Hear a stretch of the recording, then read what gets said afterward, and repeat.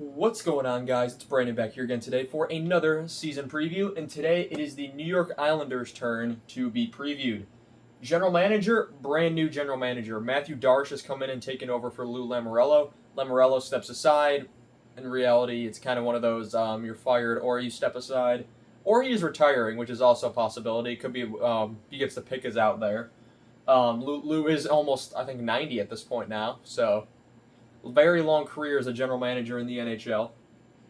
Coach Patrick Roy, who's heading into year 2 as the Islanders head coach, and it's not a good team. I'm just looking at the team on the just off the dot. It's not a very good team, but there is hope for this team on the horizon. I think the New York Islanders are going to be one of those teams that everybody's rebuilding in NHL 26 once it finally drops.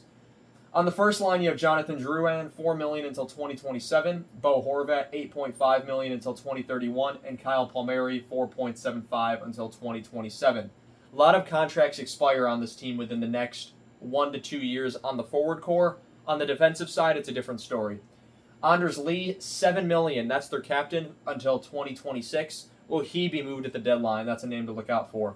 Matt Barzal, $9.15 million cap hit until 2031. He's still, I think, a key piece of the future. Holmstrom, $3.625 million until 2027, where he will be an RFA. Anthony Duclair, will he be traded after kind of his falling out with Patrick Roy and then leaving the team for some personal time last season? $3.5 million until 2028. Pajot is the big name. $5 million until 2026. He most definitely, I think, will be moved out at the deadline this year. $5 million until 2026. You can retain half of that. $2.5 million cap hit. Plenty of opportunity right there. Shabanov is the guy who's come over from the KHL. Every year there seems to be that one big name from the KHL. This year, Shabanov. He's an RFA in 2026. Could he make an impact on this Islanders roster? On the fourth line, you have Tisplikov, $2.25 million until 2027.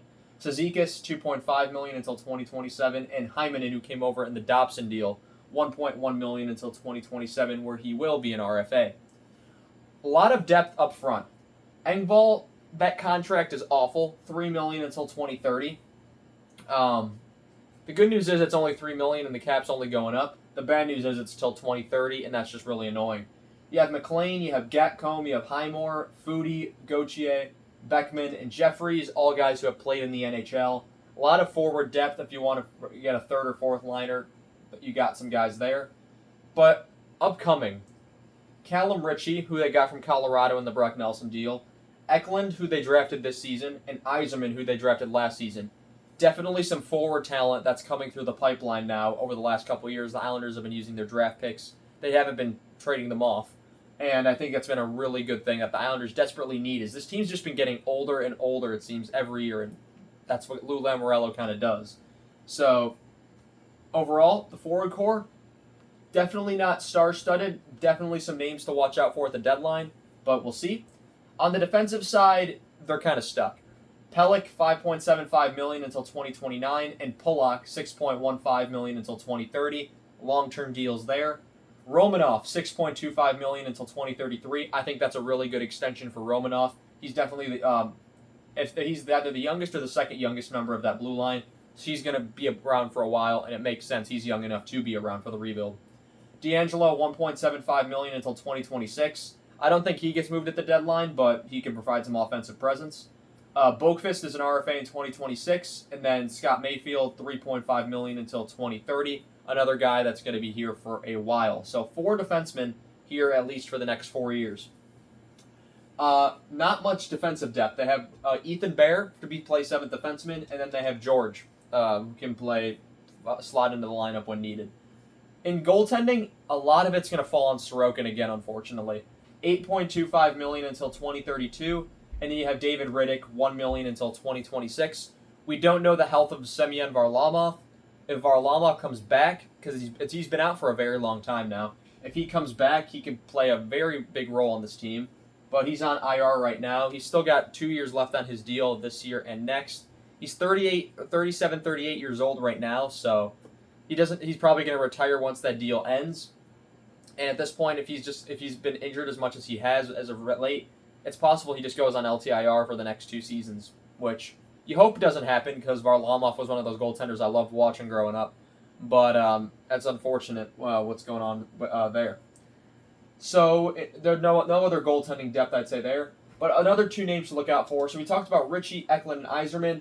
On the blue line, you can't move on without talking about their first overall pick in Matthew Schaefer. Schaefer has a chance to crack this team this year. I personally think you can take your time with them. If you move on from Boqvist or D'Angelo, then you maybe bring Schaefer in at the end of the season to get a cup of coffee at the NHL level, but you don't need to. They also drafted Aitchison as they had picks 1, 16, and 17, I believe, because those were Montreal's picks, 16 and 17, which they got in the Dobson deal. And because of that, they were able to make 3 big first-round picks this season, which they needed. So, in conclusion, you got their additions: Heinonen, Shabanov, Rittich, and Drouin. Subtractions: Dobson is the key piece that's moving out. He goes to Montreal. Fashion goes to Columbus. Cholowski to New Jersey. Matt Martin retires. Mike Riley, I believe, went to Florida. And Perunovich, I don't think has signed. So, overall, not too many big pieces except Dobson. That's a huge piece. They were 6th in the division this year. 35, 35, and 12, 82 points, 23rd in the league. That's simply not good enough, and I think it's going to be a little bit worse this season. I think the fact that you got 35 wins out of this team last season, wonder how much of it was because of Dobson, was because of Sorokin. You take away Dobson from that equation, you're already removing a big piece from that, so they're definitely going to fall back, I think, to maybe around 70, 75 points. Do I think they fall below Pittsburgh or Philadelphia? I think Pittsburgh's going to fall lower. Philadelphia should be getting better. I think they'll be right around where Philadelphia is with Philadelphia's improvements, the Islanders falling. So overall, it's kind of a toss-up with the Islanders. So yeah, that's going to be all I have for you guys in this one. Let me know down below, what do you think of the Islanders situation? And what do you think they do about their defense? Because you have Pelech, Pulock, and Mayfield, all veterans, all around for a while.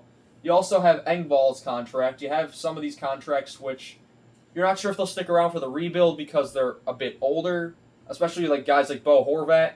Barzell's been in the league now for 10 years. What is he going to do?